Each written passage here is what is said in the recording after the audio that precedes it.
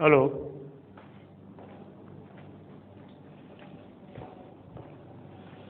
નમસ્કાર વિદ્યાર્થી મિત્રો, શ્રી એસએન વિદ્યાલયના ઈ લર્નિંગ પ્રોગ્રામમાં હું પિનાકી રાવલ આપને આવકારું છું. મિત્રો, આપણે લાસ્ટ લેક્ચરમાં અચળ પ્રવેગી ગતિના સમીકરણો તારવેલા છે અને આશા રાખું કે એની તારવણી મગજમાં ફિટ થઈ ગઈ છે. એઝ વેલ ત્રણ સમીકરણો જે છે એ સચોટ રીતે આપણા મગજમાં બેસી ગયેલા છે. તો આજે એને લગતા થોડાક ઉદાહરણો ગણશું, ત્યારબાદ આપણી થિયરી જે છે એને થોડીક આગળ વધારશું. ઉદાહરણો આપણે આ વખતે લાઇનસર જેટલા વચ્ચે આવતા જાય એટલા ગણવાના છે, ત્યારબાદ સ્વાધ્યાયના પ્રશ્નો ગણશું. એટલે જે ઉદાહરણો બાકી છે વચ્ચે આવતા લગતા એની ચર્ચા કરશું આજે. એટલે આઈ થિંક 3.1 ગણી લીધું છે આપણે, પછી 3.2 પણ ગણી લીધું છે, 3.2 ગણી લીધું છે આપણે, અને હવે 3.3 જે છે એને આપણે મેળવી.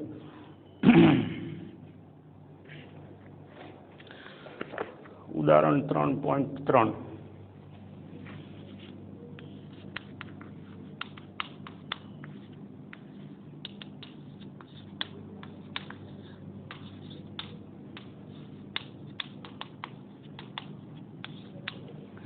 હવે આમ જુઓ તો આ થિયરીનું એક્સટેન્શન છે, એટલે કે થિયરી જે છે એમાં આપણે જે તારવણી કરેલી છે અચળ પ્રવેગી ગતિના સમીકરણો, તો આ જે સમીકરણો છે એ આપણે ભૌમિતિક રીતે એટલે કે આલેખની મદદથી મોસ્ટ ઓફ મેળવેલા છે, અથવા તો વ્યાખ્યાની મદદથી. હવે આમાં આપણે એમને જે પ્રશ્ન કીધો છે 3.3માં કે ભાઈ કલન શાસ્ત્રની રીતનો ઉપયોગ કરી અને નિયમિત પ્રવેગી અથવા તો એને અચળ પ્રવેગી ગતિ પણ કહેવાય, નિયમિત પ્રવેગી અથવા અચળ પ્રવેગી ગતિના સમીકરણો મેળવવાના છે. હવે કલન શાસ્ત્રનો ઉપયોગ કરવાનો છે એટલે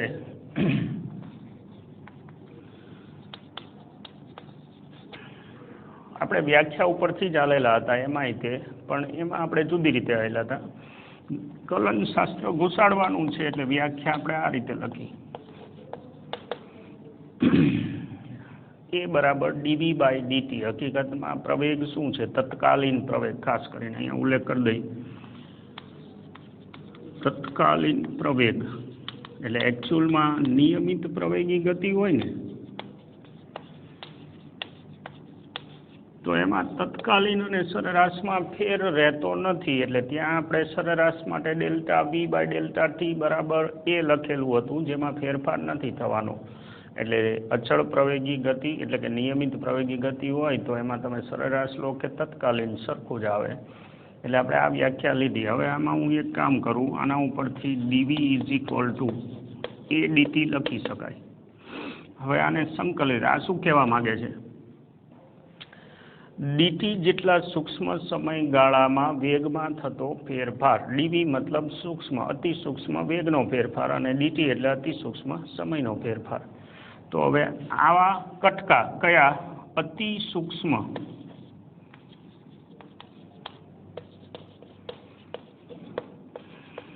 વેગના ફેરફારોને સંકલિત કરી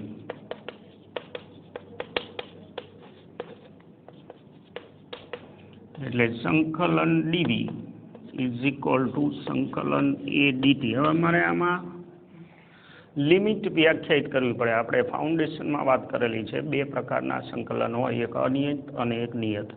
તો હવે આમાં આપણે નિયત સંકલન તરીકે જો આને ઉકેલવું હોય તો આપણને પ્રારંભિક વેગ સમય બધી ખબર હોવી જોઈએ. તો સાઈડમાં પ્રારંભિક વેગ એને v0 કહી દઈ, અંતિમ વેગ એને v કહી દઈ, પછી સમય તો પ્રારંભિક સમય હોય એને 0 કહી દઈ અને અંતિમ સમય હોય એને t કહી દઈ. આ આપણે લિમિટ વ્યાખ્યાયિત કરી, સાથે સાથે સ્થાન વ્યાખ્યાયિત કરી દઈએ, આગળ જરૂર પડશે. પ્રારંભિક x0 અને અંતિમ x. તો આ સંકલન મારે ક્યાંથી ક્યાં સુધી કરવાનું છે કે જ્યારે વેગ v0 હતો ત્યારથી માંડીને આવા કટકાને આપણે ઉમેરવાના છે, જ્યારે વેગ v થાય ત્યાં સુધી અંતિમ વેગ.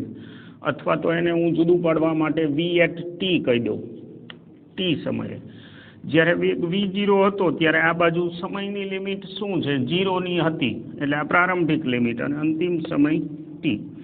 હવે યાદ કરો આપણા નિયમો, એ વખતે આપણે જે શીખેલા, અહીં કંઈ નથી તો 1 કહેવાય, અને 1 હોય તો એને v⁻0 કહેવાય. હવે એનું સંકલન, આપણું સંકલનનું સૂત્ર શું છે, x⁻n હોય તો એનો જવાબ, આનું સંકલન x⁻n+1/n+1 થાય.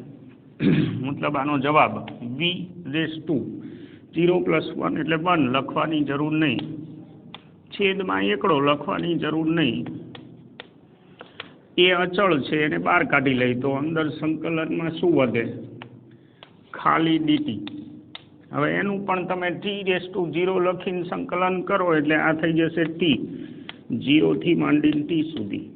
આ જ રીતે તો હવે આને આપણે લિમિટ મૂકી વારા ફરતી, આપણે એ વખતે વાત કરેલી છે, અંતિમ લિમિટ પછી સંકલનનો minus is equal to a t-0. એટલે હવે આ શું થઈ જશે, bt is equal two v0 ને આ બાજુ લઈ આવી વત્તા at. નંબર 1 કલનશાસ્ત્રની મદદથી આપણે બનાવ્યું, ઓલું આપણે વ્યાખ્યા ઉપરથી બનાવ્યું હતું, કાંઈ ફેર નથી પડતો. હવે v is equal two dx/dt છે. આ જ રીતે હું આ બાજુ લઈ જાઉં તો dx બરાબર v dt થાય, બરોબર છે ને, vx બરાબર v dt. હવે આને આપણે સંકલિત કરી, સંકલિત, આ શું થયું, સ્થાનનો સૂક્ષ્મ ફેરફાર સમયના આધારે. તો સંકલિત કરતા સંકલન dx is equal to v સંકલન v dt. હવે આ v શું છે, કોઈ પણ સમયે વેગ જે t ઉપર આધાર રાખે છે, મતલબ ચલ રાશિ છે. અહીં જુઓ તમે, આ પ્રવેગ હતો એટલે એને અચળ તરીકે સંકલનની પ્રક્રિયાની બહાર લઈ લીધો હતો આપણે. હવે આમાં એવું નહીં થાય. તો હવે ચલ રાશિ હોય સમય આધારિત, તો એનું સંકલન કરતાં પહેલાં આપણે ધ્યાન રાખવું પડે કે v પોતે સમય પર કેવી રીતે આધાર રાખે છે. તો અત્યારે મારી પાસે આ સમીકરણ 1 છે, એમાંથી vની કિંમત આ શું બતાવે છે, t સમયે વેગ કેટલો છે એ બતાવે છે. તો એ સીધું vની જગ્યાએ હું મૂકી દઉં, બાજુમાં dt એઝ ઇટ ઇઝ. સમીકરણ 1 ઉપરથી આપણે આ બનાવ્યું. આપણને ખબર છે કે સંકલનમાં સરવાળાના પદમાં દરેક પદને સંકલન વહેંચાય અને સામે સંકલન dx. હવે લિમિટ આપણી પાસે છે, પ્રારંભિક સ્થાન x0, અંતિમ સ્થાન x@t કહી દઉં. પછી પ્રારંભિક, અહીંયા કોણ છે, dt સમય, તો અહીંયા મારે સમયની લિમિટ મૂકવાની 0 થી t સુધી. અહીંયા એવી જ રીતે તો 0 થી t સુધી. એટલે હવે આ શું થઈ જશે, તો કે પેલું જે આપણું હતું કે ભાઈ અહીંયા ખાલી છે, તો ખાલીનું સંકલન શું થાય, ચલ પોતે. આ જે આપણે લખેલું છે સમીકરણની રીતે, અથવા તો આને x⁻0 કહેવાય, અને x⁻0 એટલે x⁻0+1/0+1. એટલે આપણે હવે ડાયરેક્ટ સ્ટેપ લખશું, સંકલન થયું ચલ પોતે, જેમ અહીંયા આપણે v પોતે લખ્યું એવી રીતે, x0 થી માંડીને x@t ઇઝ ઇક્વલ ટુ, હવે તમે જુઓ અહીંયા v0 બહાર નીકળી જશે અને ખાલી વધશે. તો અહીંયા શું આવશે, t પોતે 0 થી t વત્તા આ જગ્યાએ a બહાર નીકળી જશે અને t ની 1 ઘાત છે, તો અહીંયા શું આવશે, t²/2 0 થી t સુધી. આ થઈ જશે xt - x0 અને આ સાઈડ v0t વત્તા આ હાફ છે એને બહાર લઈ જઈ a_t². સમીકરણ નંબર આપણું 2. કલનશાસ્ત્રની મદદથી 2 સમીકરણ આપણે મેળવા. હજુ ત્રીજું સમીકરણ આપણે મેળવવાનું છે. હવે ત્રીજા સમીકરણમાં જુઓ, આપણે જે તારવેલા છે એમાં પ્રવેગની હાજરી છે પણ સમયની હાજરી નથી. તો આપણે આ રીતે કહી શકીએ કે એની વ્યાખ્યા હું લખું dv/dt, પણ આ જ વ્યાખ્યાને હું આવી રીતે પણ લખી શકું બાજુમાં, અને ચેન્જ ઓફ વેરિયેબલ કહેવાય. ટૂંકમાં Δx થી ગુણાકાર ભાગાકાર કર્યો છે આપણે. ડેલ્ટા એક્સથી ગુણાકાર ભાગાકાર એટલે આ આખું પદ કાઢી નાખો તો મૂળ ડીવી બાય ડીટી જ છે, વચ્ચે એક વધારાનો ચલ આપણે ઘુસાડ્યો. હવે એમાં ડીએક્સ બાય ડીટી એટલે શું પાછું? વેગ. એટલે વી ડીવી અને આ જે ડીએક્સ છે એને હું સામે લઈ જાઉં એટલે એ ડીએક્સ થાય. આ શું કર્યું આપણે? ટી નામનો ચલ છે એનું ચલન સામે ભેળવી દીધું. સામે મતલબ કઈ જગ્યાએ?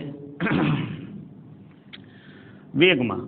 કારણ કે અહીંયા મારી પાસે વેગ હતો અને સમય હતો, પણ સમયવાળું સમીકરણ તો મળી ગયું છે એટલે આપણે બીજું સમીકરણ મેળવવા માટે સમયનું ચલન જે છે એને આમાંથી દૂર કરી દીધું.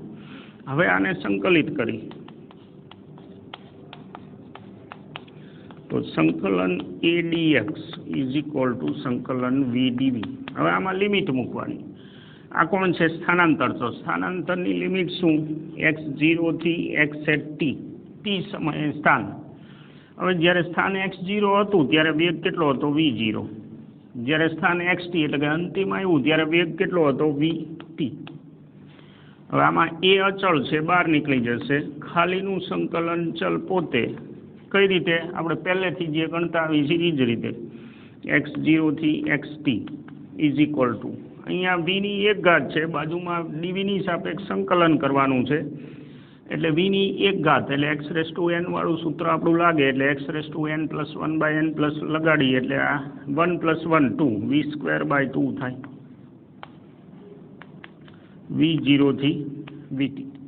હવે આ લિમિટ આમાં મૂકીએ આપણે એટલે એ xt - x0 is equal two vt² - v0²/2. પેલા એને આપણે આ બાજુ લઈ આવીએ એટલે આપણું ત્રીજું સમીકરણ. આ ત્રણ સમીકરણ આ જે છે ને વધુ સચોટ મેથડ કહેવાય અચળ પ્રવેગી ગતિ માટે. પેલી જે છે એ આપણે સરેરાશ વેગની વ્યાખ્યાને એના આધારે કરી હતી, પણ આ થોડુંક એથી વધારે સચોટ કહેવાય. Got it? ઓકે. સંકલનનું જે છે આપણું મસાલો એ આપણે ફાઉન્ડેશનમાં શીખી ગયા છીએ એટલે અહીંયા આપણે હોલ્ટ નથી મારતા અને બધી મેથડ આપણે અહીંયા ચર્ચા કરી લીધી છે. આગળ વધી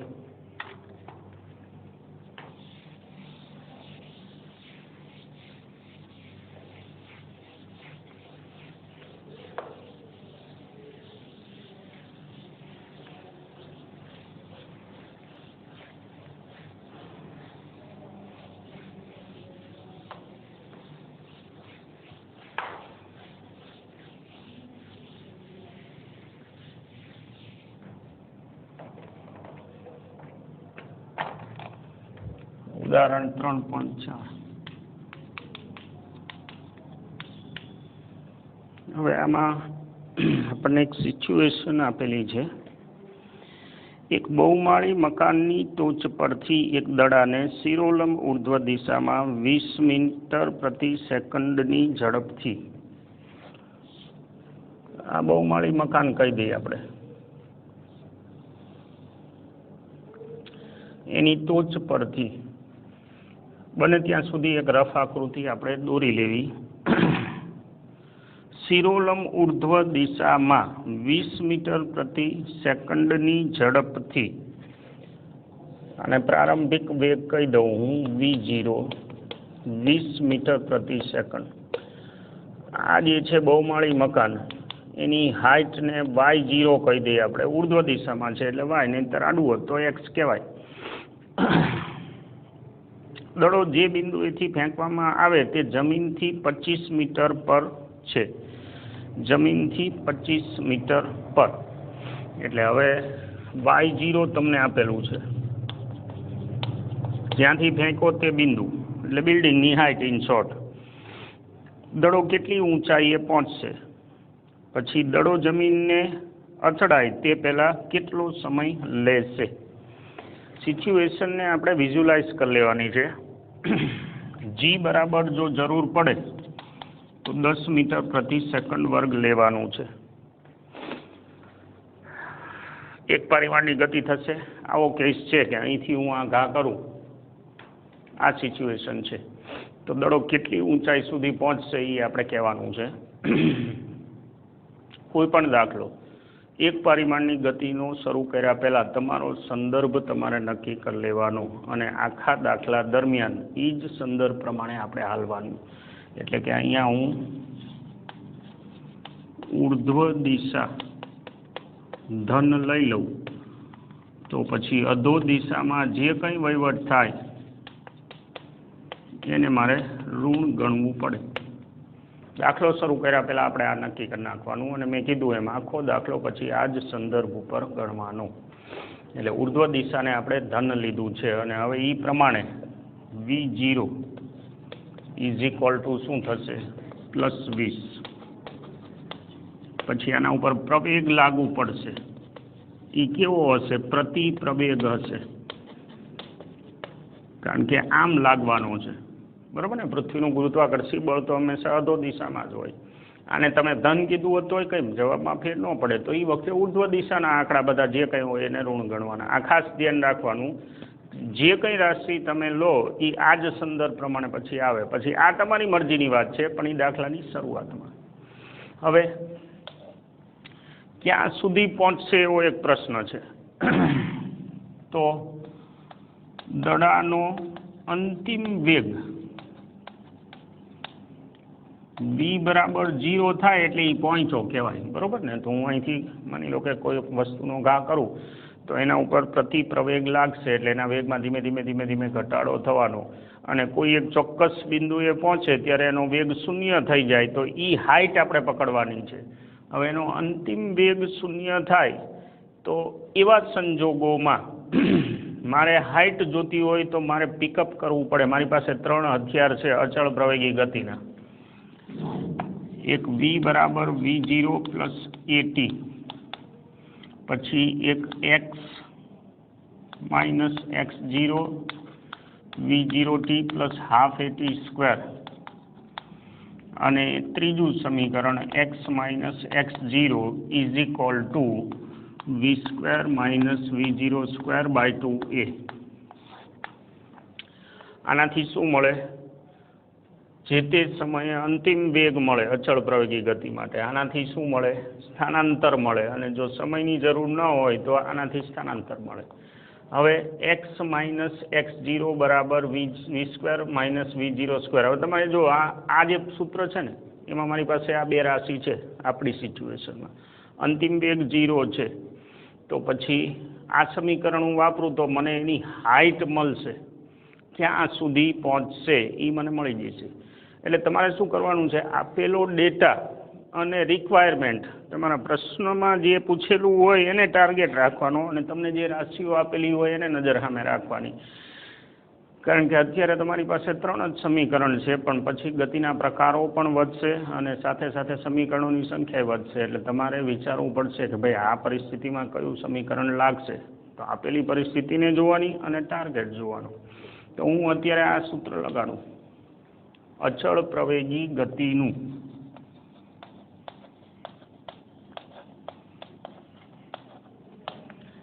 સમીકરણ x x0 v square v0 square by 2a પરથી અહીંયા હું લખું y માઇનસ y0, એમાં y જ્યાં પહોંચે છે એ પછી ઇઝ ઇક્વલ ટુ અંતિમ વેગ એનો 0 માઇનસ પ્રારંભિક વેગ એનો કેટલો 20 મીટર પ્રતિ સેકન્ડ છેદમાં 2 અને g કેટલું -10, બરાબર, y માઇનસ y0. હવે આ જે છે એ વર્ગ આપ્યો છે મને, એટલે આ -20 ગુણ્યા 20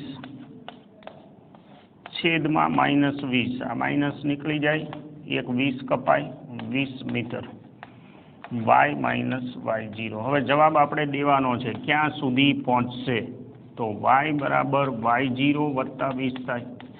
એમાં y0 કેટલું છે 25 વત્તા 20 45 મીટર. આ જવાબ લઈ લીધો આપણે, પણ પછી આપણે રિક્વાયરમેન્ટ જોવાની કે ભાઈ ટોચ પરથી કીધું હોય તો 20 મીટરે પહોંચશે, ત્યાંથી પછી 20 મીટરે. કારણ કે આ બતાવે છે એ શું બતાવે છે? સ્થાનાંતર બતાવે છે.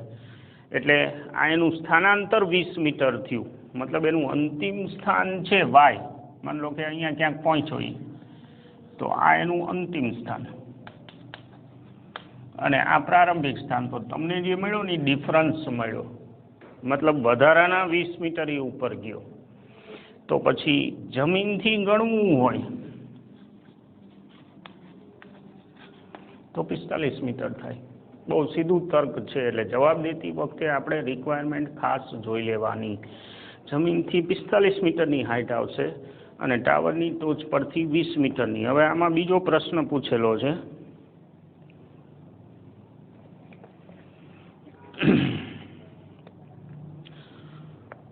દડો જમીનને અથડાય તે પહેલાં કેટલો સમય લેશે?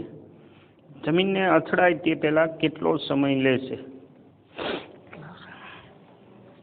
હવે આને બે રીતે વિચારી શકાય. નંબર 1, ધારો કે તમારું ઉગમ બિંદુ અહીંયા છે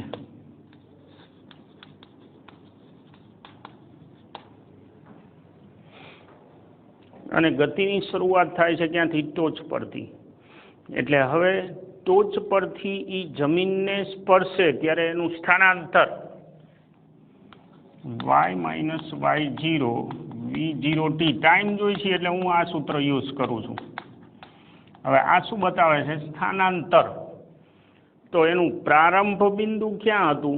ટાવરની ટોચ. અને અંત્ય બિંદુ ક્યાં છે? જમીનને સ્પર્શે. ત્યારે y-y0 બરાબર પ્રારંભિક સ્થાન ક્યાં? 25 મીટર અને અંતિમ સ્થાન ક્યાં? ઉગમ બિંદુ પાસે. એટલે આ -25 થાય. ખાસ સમજજો, કારણ કે તમારો સંદર્ભ અહીંયા છે, અવલોકનકાર પાસે. એટલે અવલોકનકાર ક્યાં બેઠો છે? ટાવરના તળિયે. તો એને પ્રારંભિક સ્થાન દેખાય છે 25 મીટર અને પહોંચો ક્યાં? એની પાસે. તો ઊંધો આવ્યો ને, કારણ કે આપણો સંદર્ભ આ બાજુ ધન છે, એ ઊંધો આવ્યો એટલે -25 આવ્યું અહીંયા. બસ આ કારીગરી આપણે શીખવાની છે. હવે જો ઉગમ બિંદુ અહીંયા રાખ્યું હોત તો એનું પ્રારંભિક સ્થાન 0 આવત અને અંતિમ સ્થાન કેટલું થાત? પોતે ઊભો છે અહીંયાથી ઊંધું 25, તો એ સ્થાનાંતર એટલે -25 આવત. એટલે આ વસ્તુ આપણે દર વખતે કોઈ બી સિચ્યુએશનમાં ધ્યાનમાં લેવાની. અને હવે હું આમાં મૂકી દઉં તો -25 ઇઝ ઇક્વલ ટુ પ્રારંભિક વેગ કેટલો આપ્યો છે? 20 t, પછી વત્તા હાફ પ્રવેગની જગ્યાએ -10 અને t². હવે આનું સાદું રૂપ દેવાનું થાય છે આપણે. એટલે -25 બરાબર 20t ઓછા 5t નો વર્ગ. 5 વડે હું ભાગી નાખું એટલે આ થાય -5, પછી આ થાય 4t અને આ થાય -t વર્ગ. બધા જ પદ એક બાજુ લઈ લઉં તો t વર્ગ ઓછા 4t વત્તા 5 બરાબર 0 ઓછા 5. આ બે પદ ઓલી બાજુ લઈ ગયા છીએ આપણે. હવે દ્વિઘાત સમીકરણ આપણે શીખી ગયા છીએ. 5ના ભાગ બાદબાકી કરીને 4 આવે એવા. તો એક પડશે કયો? -5 એકું 5 કરી શકાય. એટલે એક પડશે -5 અને એક +5. એટલે t -5t વત્તા t ઓછા 5 બરાબર 0. બબેની પેર, આમાંથી t કોમન, અહીંયા વધે t -5 વત્તા 1 કોમન, અહીંયા વધે t -5 બરાબર 0. t -5 ફરીથી કોમન, અંદર t વત્તા 1 બરાબર 0. બે કૌંસનો ગુણાકાર 0 છે એટલે t ઓછા 5 બરાબર 0 અથવા t વત્તા 1 બરાબર 0. હવે આ બધું શીખી ગયા છીએ આપણે. t બરાબર 5 સેકન્ડ અથવા t બરાબર -1. હવે આ જે છે એ સોલ્યુશન ન હોય, કારણ કે સમય કોઈ દી ઋણમાં ન આવે, એટલે એને આપણે એક્સેપ્ટ નહીં કરવાનું. એટલે કે જમીન ઉપર પહોંચતા એને 5 સેકન્ડ થાય. હવે આ રીતે તમારે ન ગણવું હોય તો 2 ટપ્પે ગણાય. 2 ટપ્પે એટલે શું? પહેલાં એક આ સમીકરણ વાપરો. મતલબ કે અહીંથી શરૂ કરી, ટોચથી શરૂ કરીને ઉપર પહોંચતા કેટલો ટાઈમ લાગે, પછી અહીંયાથી નીચે પહોંચતા કેટલો ટાઈમ લાગે. એટલે 2 કટકે તમે ગણો તો પણ ચાલે. સારું, એ તમારું. એટલે આ વસ્તુ આપણે ધ્યાનમાં રાખશું. ખાસ સંદર્ભ, માની લો કે તમે બીજી મેં મેથડ કીધી એમાં ગણો તો અહીંથી આપણે 2 સ્ટેપ ખાલી જોઈ તો અંતિમ વેગ 0, પ્રારંભિક 20 અને પ્રવેગ 10 અને પેલી બાજુ લઈ જાઓ એટલે t બરાબર 2 સેકન્ડ મળે. એટલે એ 2 સેકન્ડમાં ક્યાં પહોંચો? અહીંયા ટોચના ટાવરની ટોચના બિંદુથી ટોપ ઉપર. હવે ત્યાંથી પાછો આવે અહીંથી, તો એ દરમિયાન એનું સ્થાનાંતર જે છે એ આપણે ધ્યાનમાં લેવું પડે અને પછી આ જ સૂત્ર વાપરવાનું. પણ અહીંયા પરિસ્થિતિ બદલાઈ જશે. y minus y0. હવે અંતિમ સ્થાન શું એનું? 0. આપણે એ સૂત્ર જ મૂકી દઈએ. અંતિમ સ્થાન 0. પછી પ્રારંભિક સ્થાન કેટલું? માની લો કે આ સૂત્ર વાપરી y0. પ્રારંભિક સ્થાન કેટલું? જો તમે આ મેથડ કરતા હોય તો હવે પ્રારંભિક સ્થાન ઉગમ બિંદુની સરખામણીમાં 45, કારણ કે અહીંથી આપણે કટકો પાડી દીધો ને ગતિનો, એક ઉપર જવાની ગતિ, અહીંયાથી પછી નીચે આવવાની ગતિ.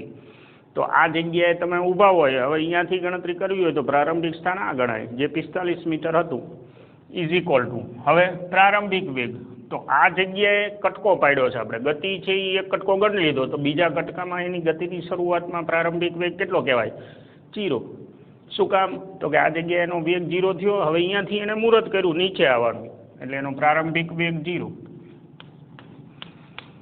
વત્તા હાફ 10 t² હવે આ માઇનસ 45, આ પદ તો ગયું, આ થાય -5t², એટલે t² બરાબર આ 5 ને આ બાજુ લાવો એટલે 9, તો t બરાબર 3 સેકન્ડ. ખાસ સમજો સ્ટેપ મૂકવામાં, આંકડા મૂકવામાં. ગતિના 2 ભાગ કરી દીધા, એક અહીંથી ઉપર પહોંચવાનો અને બીજો ઉપરથી નીચે આવવાનો. તો 2 કટકા અલગ ગણવા પડે. પહેલા કટકામાં કેટલો ટાઈમ થયો? 2 સેકન્ડ. બીજા કટકામાં કેટલો ટાઈમ થયો? 3 સેકન્ડ. સંદર્ભ બદલાઈ જાય, જવાબમાં ફેર ન પડે. એટલે ટોટલ કેટલી થઈ? 5 સેકન્ડ. આ મેથડે ચાલે, પેલી મેથડે ચાલે. રેડી? ઉદાહરણ છે એ આપણે એટલે 2 રીતે ગણ્યું કે બીજા કોઈ એવા દાખલા આવે તો એમાં તમને ફાવટ હોય એ પ્રમાણે તમે મેથડ યુઝ કરી શકો. અહીંથી આગળ પાછા વધશું, પણ અલ્પ વિરામ કરીએ, પાછા મળશું. નમસ્કાર.